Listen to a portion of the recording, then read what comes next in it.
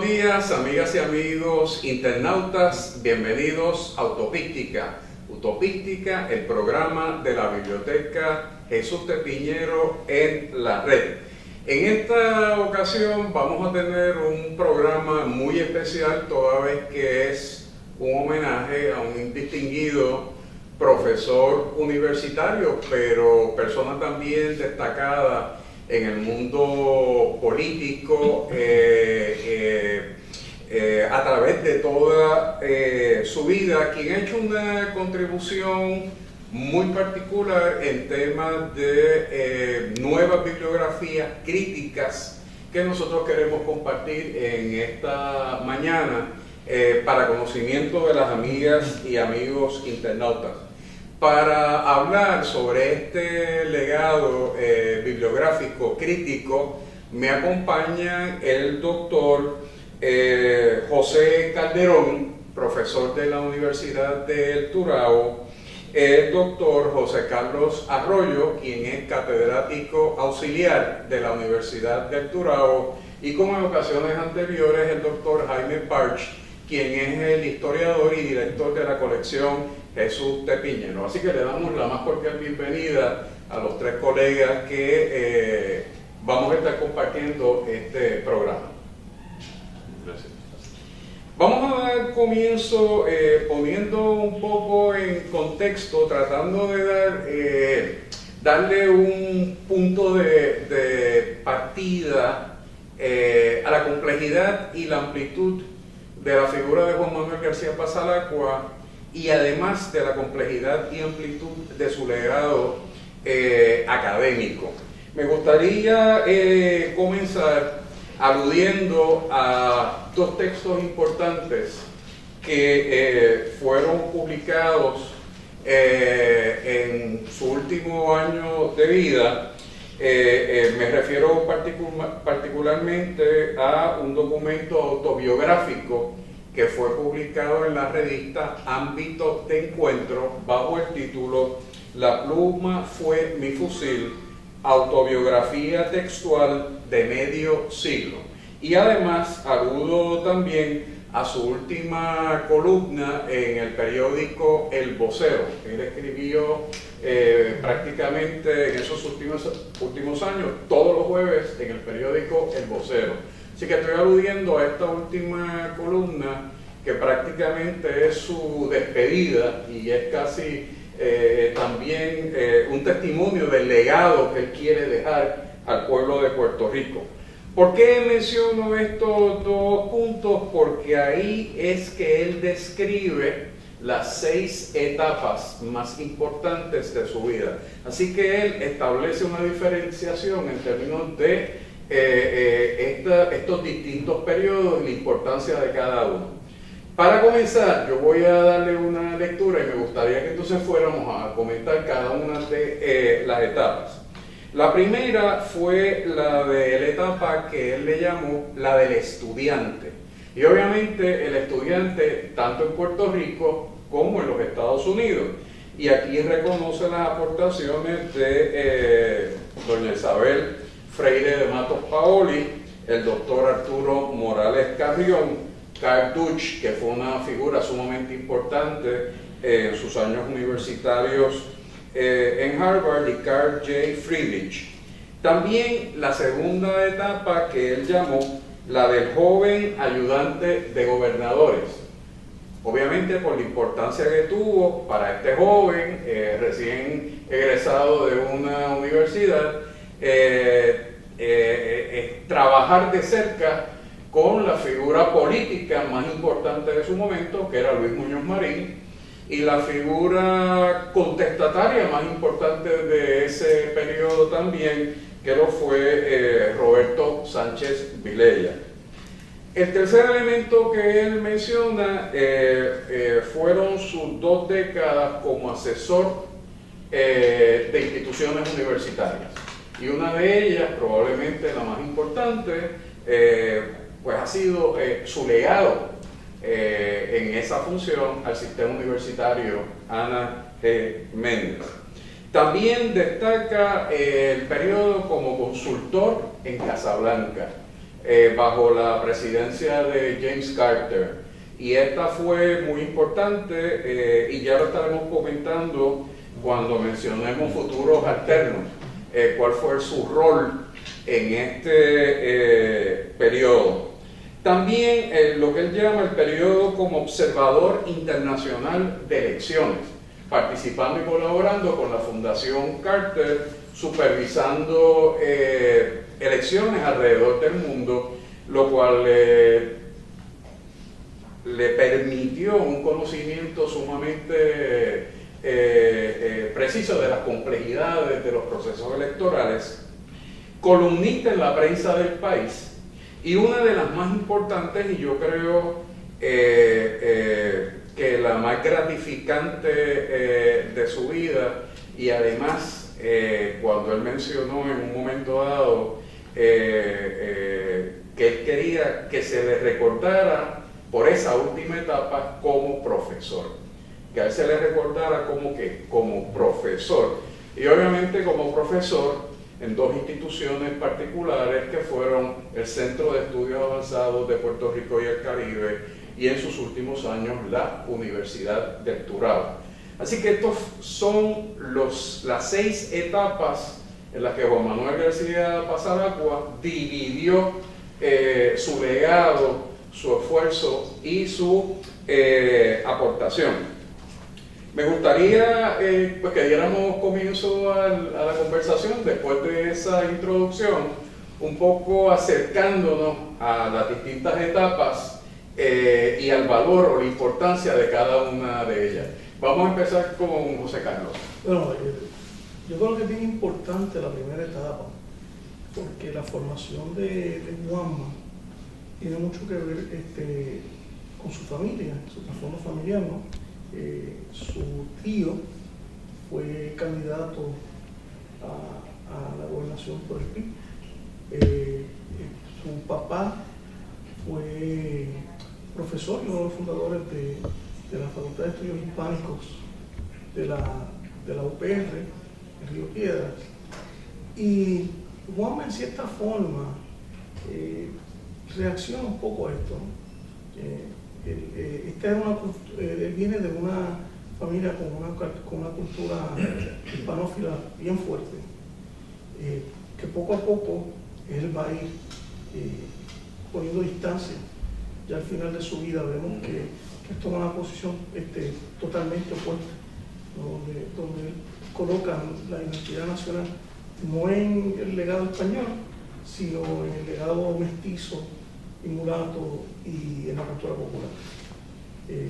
Yo creo que es una etapa bien importante, también porque es ahí que él se encuentra en Harvard y se encuentra en Fletcher y conoce a un profesor de apellido Robbins, no me acuerdo del primer nombre, pero fue el que le supervisó su tesis de maestría, y se encuentra también con Karl Deutsch, que estaba muy adelantado a su tiempo, porque Deutsch decía que el nacionalismo no tenía que ver tanto con los documentos legales como con la comunicación, que es la cultura.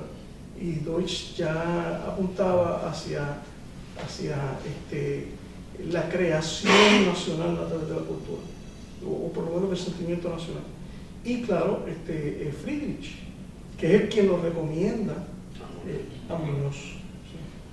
Sí. Y es muy importante también destacar en la influencia de estos profesores en el trabajo universitario de él, la influencia en el desarrollo de su tesis y su visión sobre la asociación como una alternativa política al dilema colonial de Puerto Rico. Y estamos hablando en una época donde era el periodo de la posguerra, el inicio de la Guerra Fría, y esto era un elemento que apenas comenzaba a mencionarse. Así que en ese sentido tuvo unos maestros que dejaron un legado sumamente profundo en él, y que a través de su vida lo que hizo fue fortalecer esa visión. Calderón. Sí, en esa etapa me parece importante destacar, como decía el compañero, el aspecto de que su padre es un académico, y los que conocimos a Juanma sabemos de ese gusto que él desarrolló por la academia. Evidentemente, la cercanía que tuvo también con sus profesores le ayudó a ver los problemas, analizar los problemas desde el punto de vista académico. O sea, Juanma era un visionario y entonces utilizaba el escenario de la academia para hacer el análisis, por ejemplo, político, que eso lo distinguía porque sus análisis definitivamente eran diferentes. Un poco utilizaba la teoría, utilizaba ese acercamiento que se utiliza en la academia, que dista mucho de lo que es usualmente los análisis que se hace, por ejemplo, puramente en la política.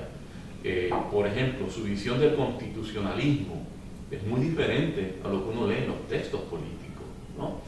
Y además, me parece a mí muy importante que yo creo que dentro de esa experiencia que podremos decir multidisciplinaria, un amante de la literatura, la política, la historia, crea una visión de lo que debe ser la formación de la nacionalidad puertorriqueña, que a lo largo de toda su vida la va a reflejar en su actitud como académico, que es muy interesante, muy interesante.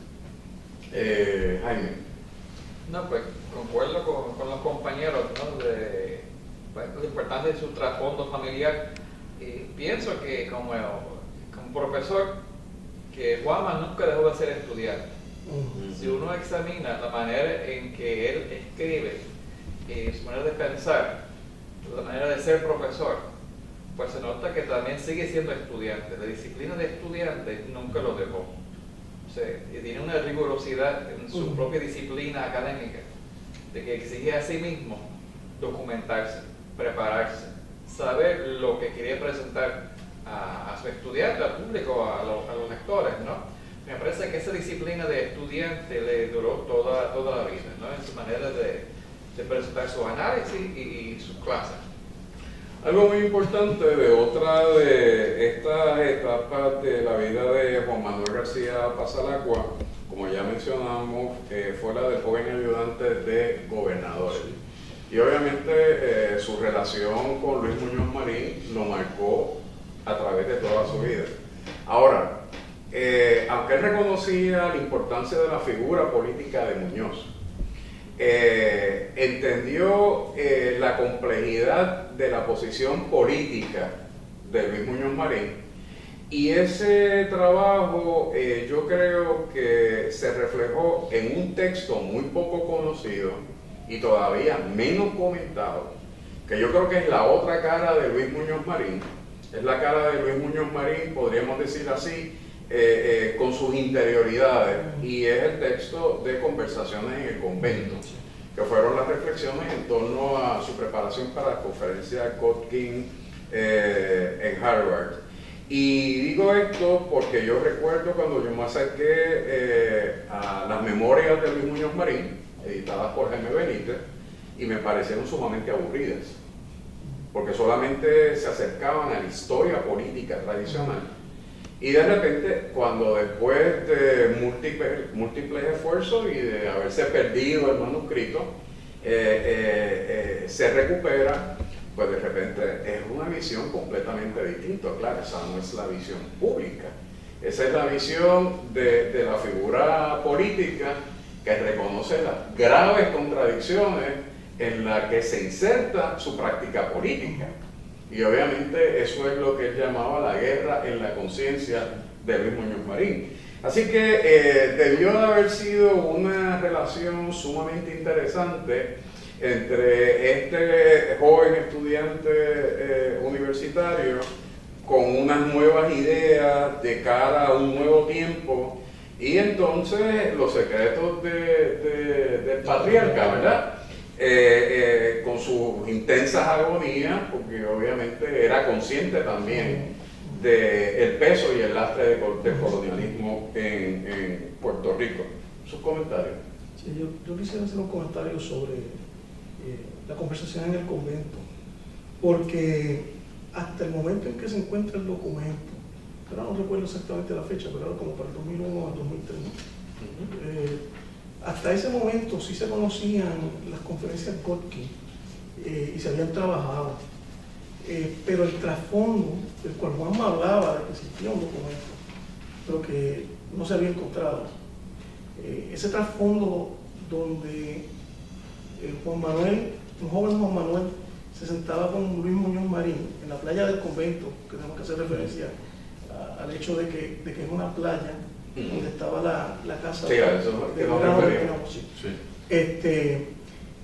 Juan Manuel y Muñoz Marín pasaron, creo que un periodo de 3 meses, conversando y intercambiando sobre 60 libros.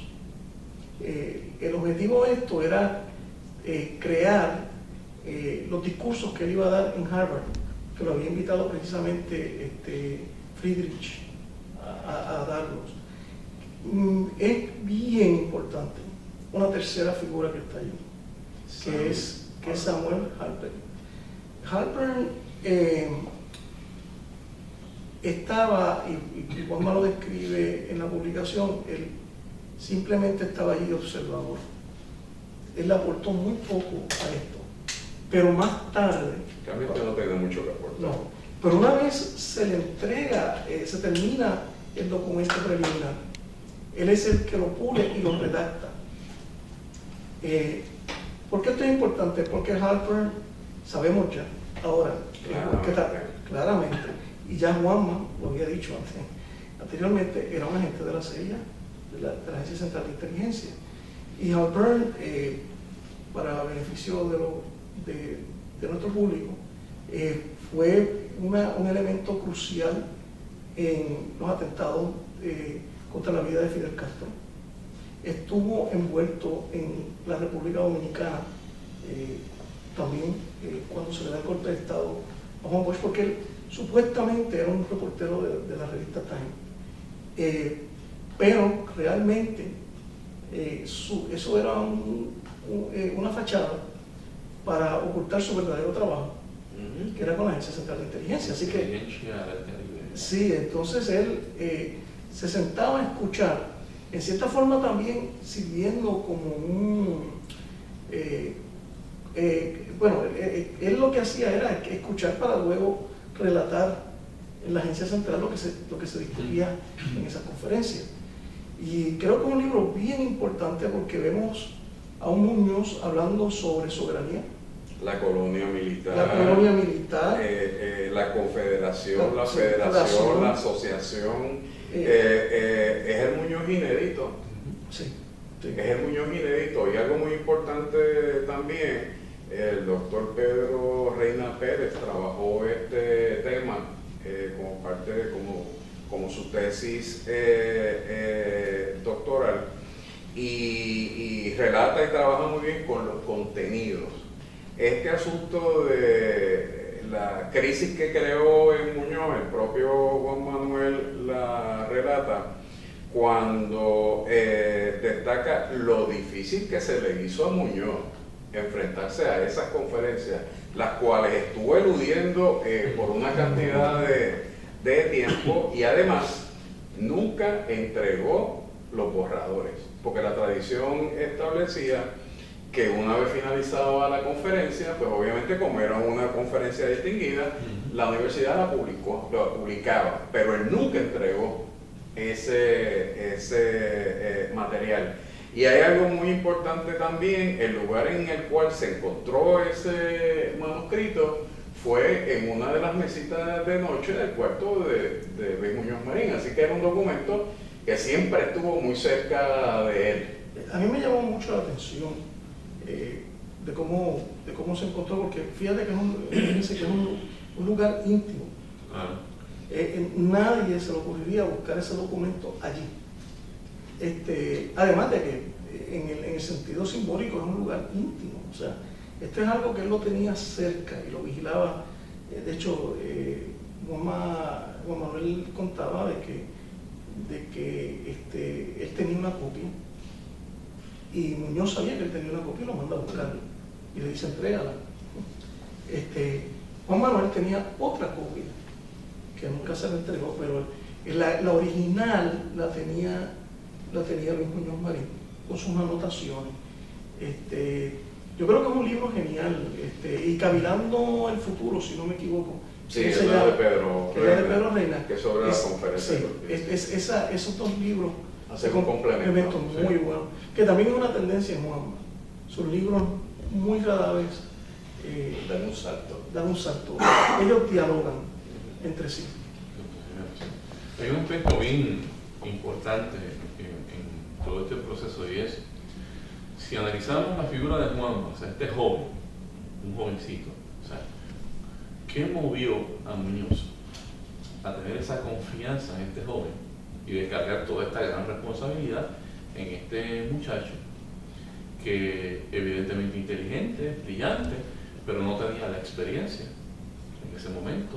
O sea, algo vio Muñoz en Juanma que le permitió pedirle ayuda y, más que nada, compartir algo tan importante. O sea, estamos hablando de que Juanma va a estar con él en una de las preparándolo para una de las presentaciones más importantes en la vida completa de Muñoz Marín. O sea, y es un jovencito. Pero no debemos de perder de perspectiva que una de las razones por las cuales Luis Muñoz Marín lo recluta es precisamente a partir de la recomendación de Carl J. Friedrich por su trabajo sobre el tema de la asociación política como forma de resolver el dilema colonial del país. Así que yo me imagino que habrán establecido un diálogo sumamente interesante. La figura de este político de tanto poder en el país, pues, el poder que se puede ver dentro de un régimen colonial, pero sentado discutiendo sobre modelos alternativos, modelos futuros. Es muy interesante la descolonización.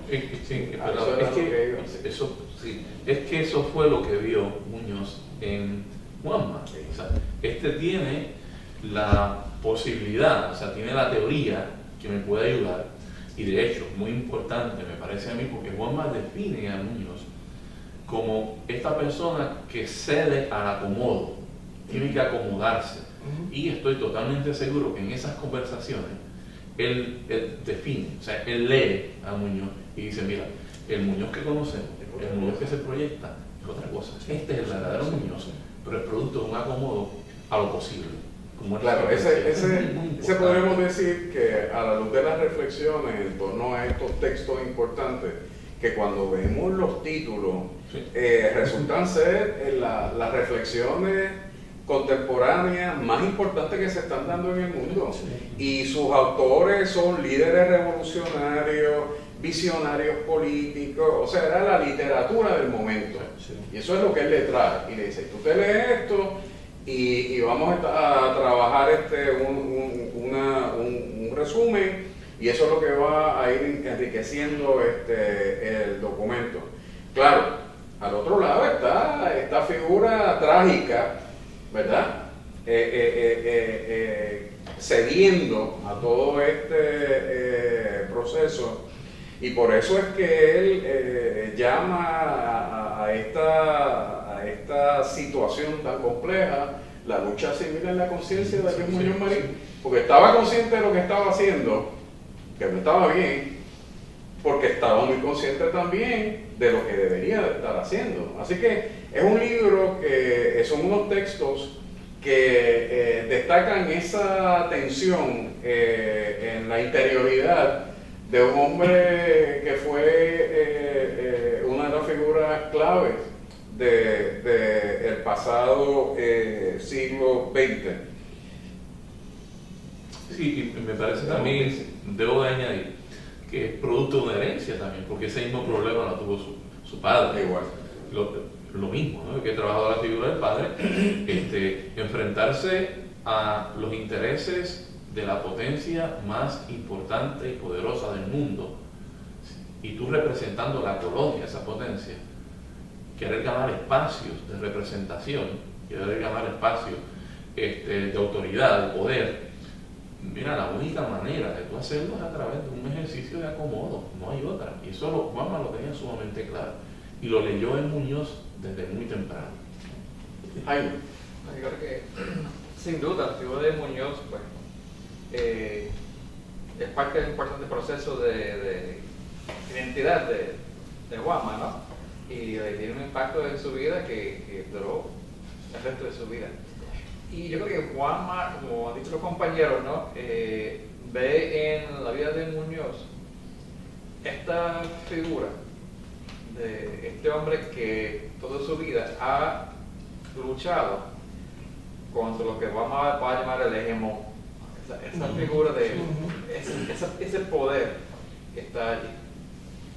Y Muñoz como que encarna esa lucha esa lucha, juego, baile, como se quiera llamar, de cómo se va a definir esa relación entre colonizado y el poder.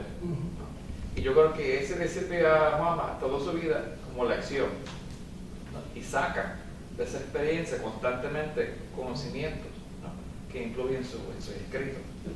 Quería añadir un punto, creo que es muy bueno y va con la línea de los compañeros. Hay que recordar que ese hegemón estaba también en medio de la Guerra Fría. Y específicamente las conferencias Gorkin se dan justo cuando entra Fidel Castro al poder. Y Juanma en ese momento es testigo de cómo Muñoz reacciona a esto. De hecho, también ya para el 1962, cuando se somete el proyecto Espinal, que también es un resultado indirecto de esto, Juanma relata que sí, que la administración de Kennedy estaba receptiva, pero de nuevo el fantasma de Fidel y de la Guerra Fría estaba sobre esto, y el hegemón vigilaba porque si nos vamos un poco más atrás, y lo podemos encontrar en Los secretos del patriarca, él hace el relato de cuando Tocqueville y Muñoz hablaban en la década del 40, que tenían que aislarse para asegurarse que no hubiesen micrófono. Y eso de hecho es un relato que es bien sabido, que Juanma lo recoge. Yo creo que para mí uno de las aportaciones más importantes de Juanma a la historiografía es el haber tomado en serio el tema de la Guerra Fría. Que yo creo que todavía es un tema crudo en los estudios acá. Y Juanma fue de los pocos que realmente señaló constantemente que ese es un tema fundamental para entender el siglo XX en Puerto Rico y todavía está por estudiar. Sí, estoy totalmente de acuerdo. Todavía hay una historiografía que no lo reconoce. Y obviamente también toda esta visión posmoderna, pues lo que hace es que deconstruye una de las características principales del mundo a partir de 1945. Pero coincido con todos ustedes de que llama la atención, reclama el espacio que le corresponde a ese acontecimiento tan importante para poder entender la historia de ese periodo. Y la relación entre Puerto Rico y Estados Unidos, o sea, porque es vital. La Guerra Fría crea el libreto. Nos convertimos. Hay que volver otra vez a las conversaciones en el convento. Sí. En las conversaciones en el convento, Muñoz Marín plantea que Puerto Rico fue una colonia militar bajo España y sigue siendo una colonia de la Marina.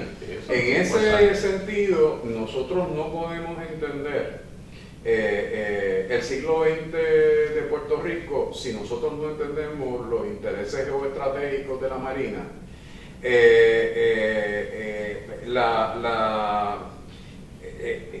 Todo ese trabajo que se hizo de construcción de facilidades militares para la guerra, y obviamente después el hecho de que se transforman en bases nucleares, o sea, una base nuclear aérea, una base nuclear de la Marina, y nosotros debemos de recordar recordar que cuando la crisis de los misiles, nosotros éramos uno de los principales blancos. Claro. O sea que si allí alguien hubiera dado el gatillo, nosotros hubiéramos desaparecido del mapa con la mitad de una bomba de aquella. Así que esto es un asunto sumamente complejo del cual no se habla, del cual muchos historiadores ni siquiera se quieren acercar por las consecuencias que esto puede tener todavía para los custodios, ¿verdad?, de estos legados. Yo quisiera que entráramos a otra etapa muy importante posterior, que es su rol como uno de los asesores de asuntos hispanos del presidente Carter. Esto es bien importante porque no solamente lo acercó a la figura del presidente de los Estados Unidos, sino que también le permitió un acercamiento al cuerpo político más importante de la presidencia, donde sus funcionarios no son electos, no le responden a nadie, pero sus decisiones marcan los acontecimientos del país, que es el Consejo de Seguridad Nacional. Y ese es otro cuerpo que Juanma lo introduce a través de sus estudios. La documentación que logró desclasificar prácticamente transforma el conocimiento de un periodo completo, y para muchos historiadores eso como si no tuviera ninguna importancia. Esto del Consejo de Seguridad Nacional es sumamente importante porque le va a permitir a él jugar un rol sumamente importante en la liberación de los presos nacionalistas. Un rol muy importante en la discusión del caso de Puerto Rico en el Comité de Descolonización. Un rol muy importante para que hubiese un reconocimiento de las estructuras políticas de los Estados Unidos, de que la asociación política era una alternativa importante. Y por eso es que surge la política de futuros alternos. Así que aquí hubo gobernadores que hablaban de la fantasía de Juanma. Yo quisiera recordarle a ese gobernador que no era fantasía y que los documentos aquí se encuentran, y de hecho cuando la Universidad del Este publicó Futuros Alternos, ese gobernador recibió, al igual que otro ex gobernador que también está renuente a aceptarlo, recibieron copias de los dos volúmenes. Así que en esos documentos están sus nombres, en esos documentos están sus posiciones, en esos documentos hay un retrato también poco conocido de la historia puertorriqueña en la segunda parte del siglo XX. Pero vamos a hablar de ese otro Juanma, el mítico, porque hay quien dice, pues esos eran los inventos de Juanma y tal.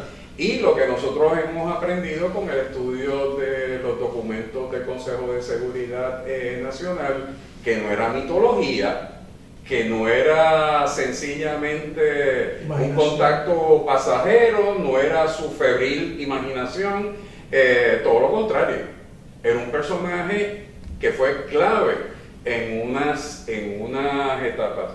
Así que yo quisiera, y de hecho, para terminar y darle la oportunidad a ustedes, él logra que el presidente Carter, a través de su biblioteca presidencial, desclasifique documentos de su periodo presidencial relacionados con Puerto Rico.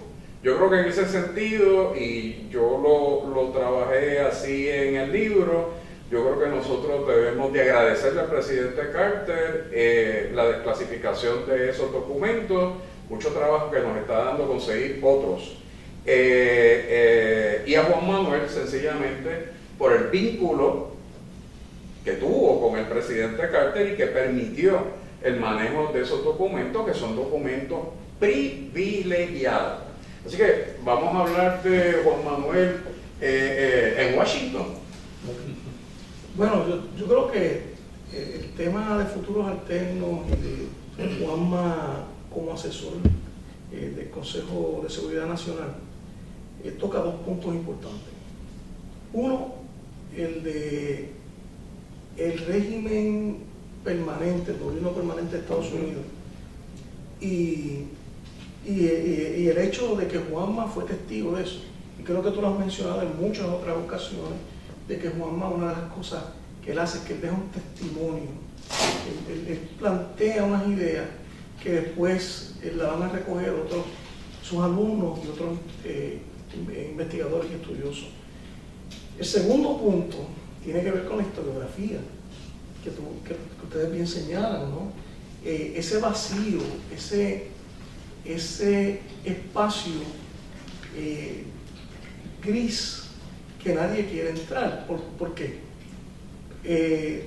Porque no es cómodo, porque los documentos no son accesibles fácilmente y en cierta forma por el canon.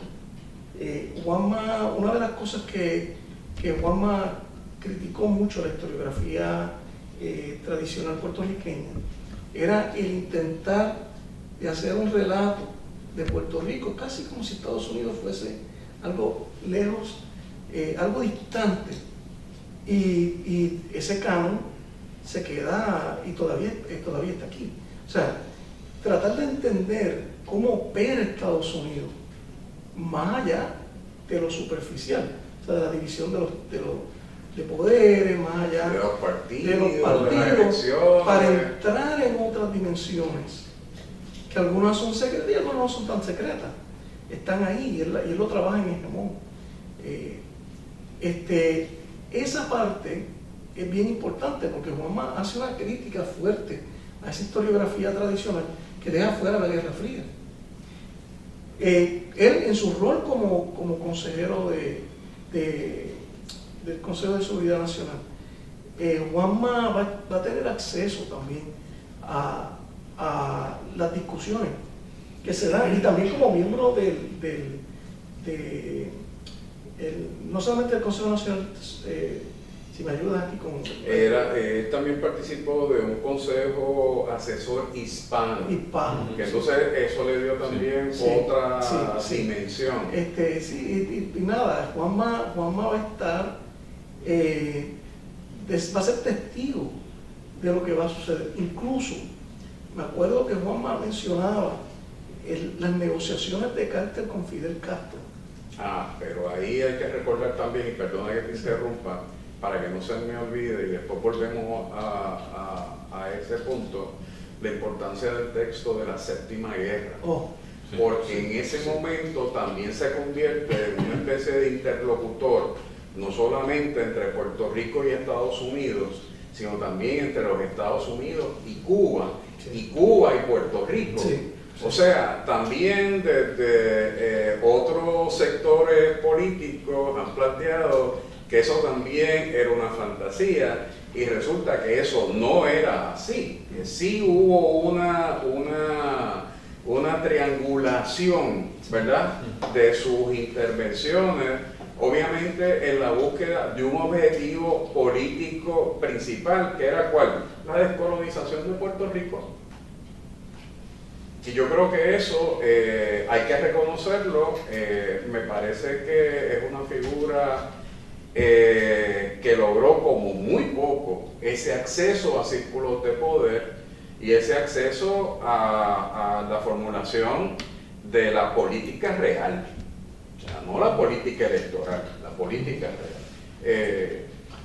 Calderón. Yo creo que es muy importante su formación. El hecho de haber estudiado en Estados Unidos, en universidades de renombre, haberse destacado, le permite acercarse a figuras de mucha importancia.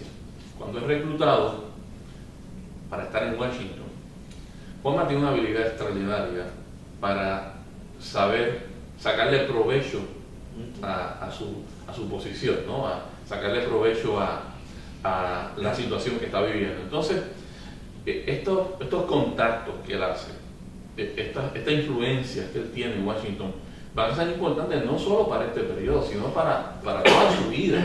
Entonces un poco es hasta medio gracioso lo que tú reseñas, de que mucha gente pasó toda la vida diciendo este es un fantasioso, un soñador, habla de sus contactos en Washington, y eso no existe. pero siempre se las arreglaba para traer un documento, para, por ejemplo, anunciar casi proféticamente un acontecimiento que nadie sabía que iba a ocurrir y que de momento, unos meses, unas semanas después ocurre tal y como Juanma lo había mencionado. O sea, porque él... Pero yo creo que es importante interrumpir esto aquí, porque también ese afán o ese interés de anticipar lo que iba a ocurrir a partir de lo que se estaba discutiendo, era sumamente arriesgado, y en el 92 sencillamente aquello fue un desastre. Y obviamente lo que nosotros debemos de entender no es que fuese un desastre en el sentido de que falló una predicción, porque esa no era su fortaleza. Pero el punto importante era que esos eran elementos y temas que se estaban discutiendo. Ahora, entre la discusión y la deliberación de una política a la ejecución de la misma política, hay un proceso que tiene que ver con muchos factores. Y aunque haya una inclinación, si no están todos los factores de interés para la metrópoli, pues evidentemente no se da. Así que pudo haber sido una coyuntura donde eso se consideró, pero sencillamente finalmente no se aprobó como política. Y que muy posiblemente era la inclinación en el momento en que lo hizo. Sí, con toda probabilidad. Pero que luego de las discusiones, como tú muy bien señalas, pues evidentemente no fue lo que ocurre. Pero, perdóname, José Carlos, me parece que es importante no solo eso, no solo la información que él adquiere, sino que su voz es escuchada. Ese es el aspecto de su estadía o su influencia en Washington que más a mí me llama la atención. Realmente lo escuchaban. Juanma era una voz importante dentro de todos estos círculos de la estructura política de Estados Unidos. Claro. Y déjame corregirte algo. No es que era escuchada, es que él se hacía escuchar. Bueno, claro. Porque los documentos del Consejo de Seguridad Nacional, que son 9 carpetas y que están disponibles para cualquier persona interesada en la Biblioteca del Centro de Estudios Avanzados de Puerto Rico y el Caribe, ilustra claramente cómo él provocaba las reuniones, cómo él se insertaba en las discusiones, la agilidad que tenía para moverse en ese mundo burocrático del poder del Ejecutivo. Yo creo que tiene muy pocos paralelos en Puerto Rico, si acaso algunos. Lo conocía, que Juanma lo conocía de adentro. Entonces, eso es a lo que me refiero. O sea, se debe escuchar porque él sabe la palabra, la frase clave, la sabe pronunciar en el momento clave a la persona clave. O sea, porque si algo él tenía era que era muy capaz de saber qué yo puedo conversar con esta persona, cuándo lo puedo conversar y qué producto puedo obtener, porque era un maestro, eso era genial, ¿verdad? Me parece a mí muy importante, inclusive cuando él habla de mis contactos en Washington, él nunca decía quiénes eran. O sea, él no hablaba quién es esta persona, protegiendo, porque evidentemente protege la identidad de aquella persona que le está nutriendo, que le está dando la información. ¿Ves? Eso me parece muy importante. Cualquier otra persona en un derroche tal vez de arrogancia podría decir, mira, mis contactos son fulano, fulano y fulano. Él nunca lo decía. Esto, me parece que la experiencia de Juanma en Washington complementa muy bien su experiencia anterior con Muñoz y Sánchez Vilella. Porque con ellos visualiza esta batalla desde acá, desde el lugar del colonizado. Y ya desde allá empieza a ver cuál es la visión del hegemón, del poder sobre esta colonia y cómo ese poder va definiendo la relación de esa isla, por ejemplo, con su entorno, con el Caribe. Juanma también empieza a señalar, para entender el papel de Puerto Rico en el Caribe, que tampoco se ha prestado atención suficiente, hay que ver su papel como colonia militar. Y trae figuras como Fidel, como Juan Bosch, como otros, y lo pone en ese contexto de la política norteamericana hacia el Caribe, hacia la región, ¿no? se hace un análisis, ¿no? Y muy importante del gobierno permanente en Estados Unidos. Sí. Es un tema que tampoco aquí. Sí. Y le da un poco de... Es interesante porque a veces que le da... Él tiene su carácter muy explosivo, ¿no? En sus momentos. Y empieza a entender la política de otra manera. No tiene cada vez menos tolerancia para la política chiquita de acá. Sí. Porque empieza a ver que realmente estas peleas pequeñitas acá no tienen No importancia conducen a nada. cuando uno mira desde ese contexto más amplio, ¿no? De la región, del hemisferio, etcétera, ¿no? Y pues eso salía muchas veces, por ejemplo, en sus programas radiales, ¿no? Ese intento de comunicar una visión más amplia del papel de Puerto Rico, ¿no? En la región. En eso era magistral, en el uso de los medios de comunicación. A mí me parecía genial la cuestión y ahora vamos para la escuelita, o sea, vamos a afinar el concepto. Obviamente, Juan Manuel también tuvo muchos enemigos políticos que buscaron desacreditar muchos de sus planteamientos. Yo creo que uno importante que debemos de retomar es esa concepción del gobierno permanente. El mundo chiquito que muy bien tú describes entiende que los Estados Unidos se mueven políticamente a partir de un sistema bipartidista y eligen un presidente y una legislatura en periodos distintos y se acabó. Ese es el sistema y ese es el sistema perfecto. Y no hablan del colegio electoral, pero más importante que el colegio electoral es el asunto de esa concepción del gobierno permanente. Ese es un concepto que se comenzó a trabajar desde finales de la década del 40, principios del 50, Sigurd Mills en la élite del poder, por mencionar a uno de los pioneros. Con la élite del poder ya deja claramente establecido esa red compleja, densa, que en gran medida condiciona también la acción de los presidentes. Los presidentes pueden moverse con la visión de su élite de poder, pero si quisieran moverse en otra dirección, se les va a hacer muy difícil, muy difícil. Así que Jaime trae un elemento importante como otros conceptos que él trae, que yo creo que deberíamos entrar ahora, que es la fase de su vida dedicada a la docencia. Y yo creo que su literatura podríamos dividirla como en 6 áreas temáticas. La primera, que yo creo que vincula obviamente la figura de Luis Muñoz Marín, que está muy presente, Los secretos del patriarca, las memorias secretas de Luis Muñoz Marín, publicado en el 1996, Bate de la cuna a la cripta, el nacionalismo cultural de Luis Muñoz Marín, del 1998, y entramos ahí, aunque la fecha de publicación es posterior, las memorias Godkin.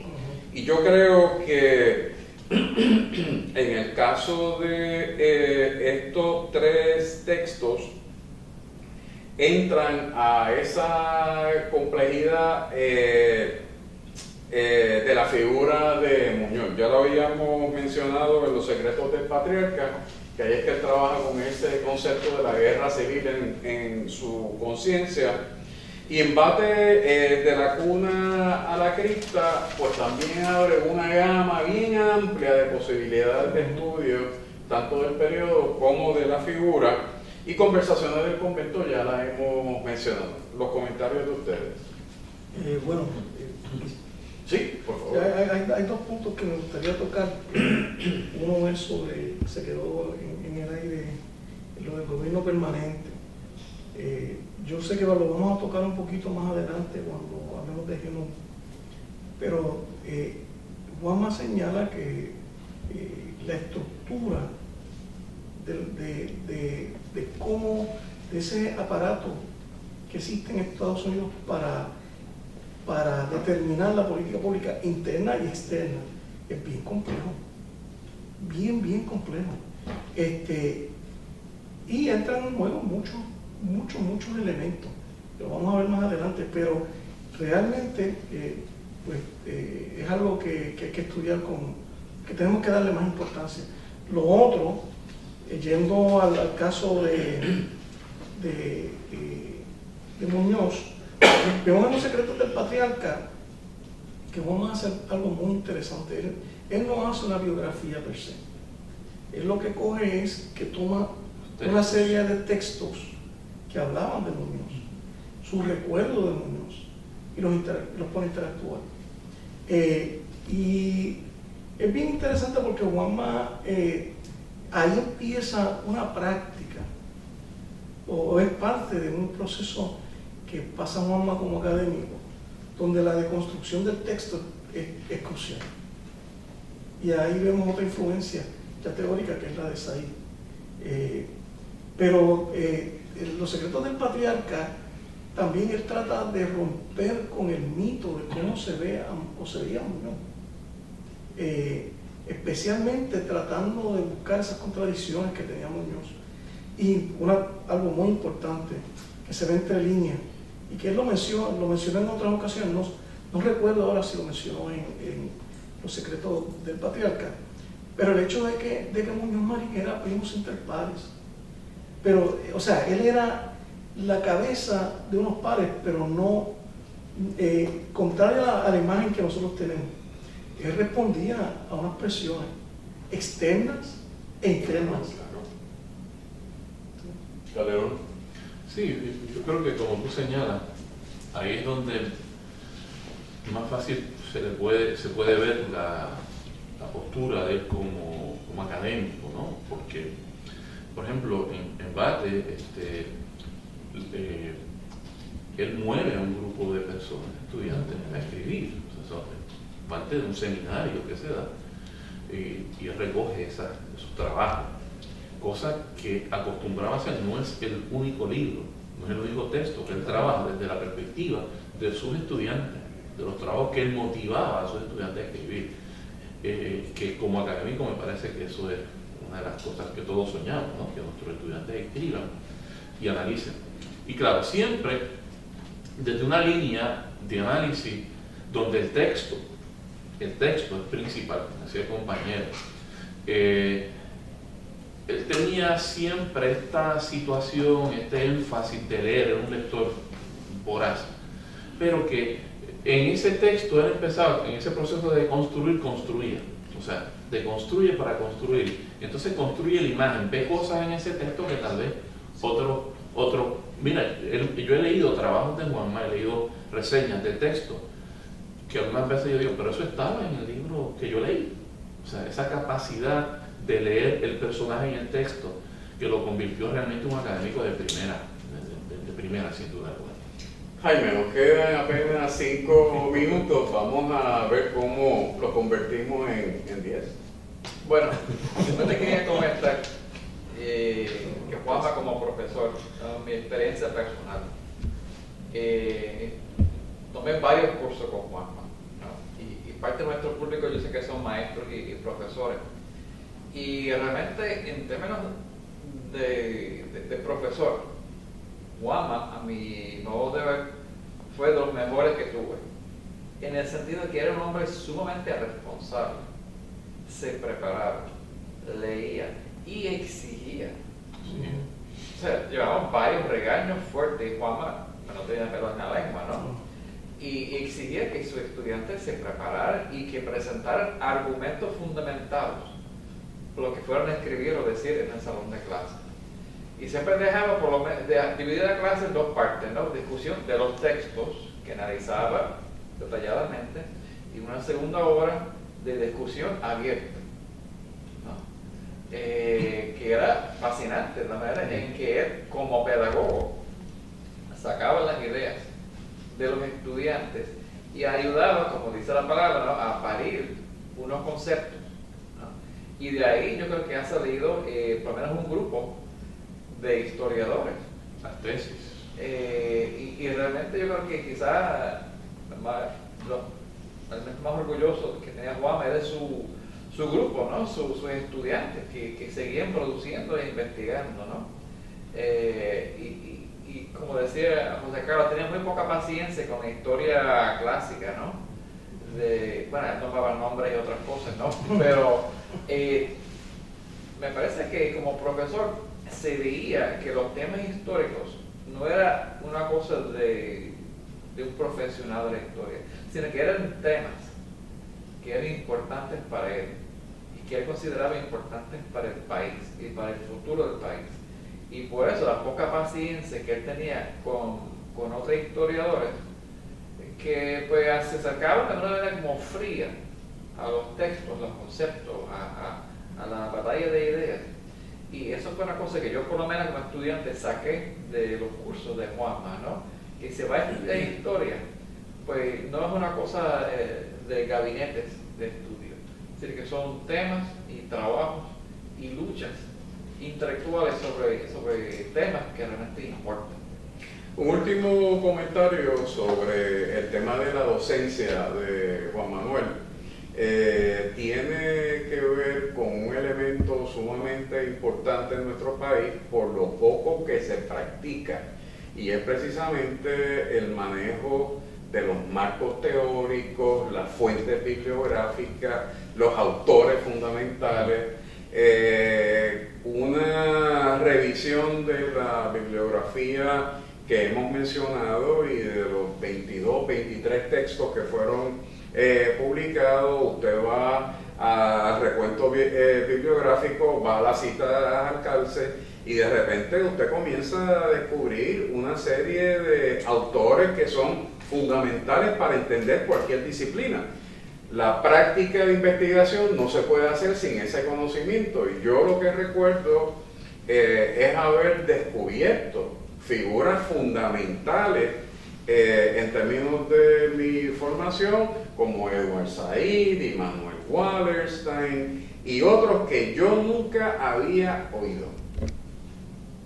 Y yo creo que ese legado, no solamente del testimonio, ese legado modélico de un profesor responsable, que llegaba prácticamente el primer día con la maqueta de un libro que vamos a construir entre todos, y lo vamos a revisar entre todos.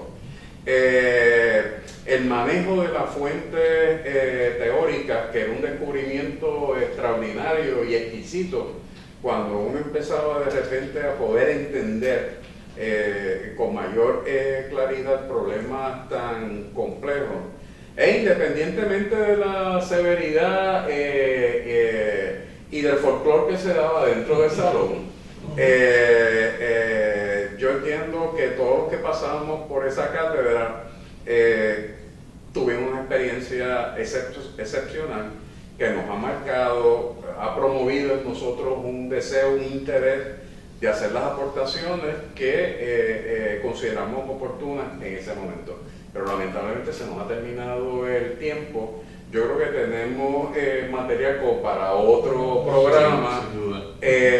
pero para beneficio de las amigas y amigos internautas, aquí por lo menos establecemos este contexto preliminar en homenaje a la figura de quien fuera uno de nuestros queridos profesores, Juan Manuel García Pasaracua. Le doy mi mayor agradecimiento a los colegas que también fueron discípulos de Juan Manuel, el doctor José Carlos Arroyo, el doctor José Calderón y el doctor Jaime Parch. Nos resta tan solo agradecerles su sintonía y además invitarlos para un próximo programa de Utopística. Que tengan muy buen día.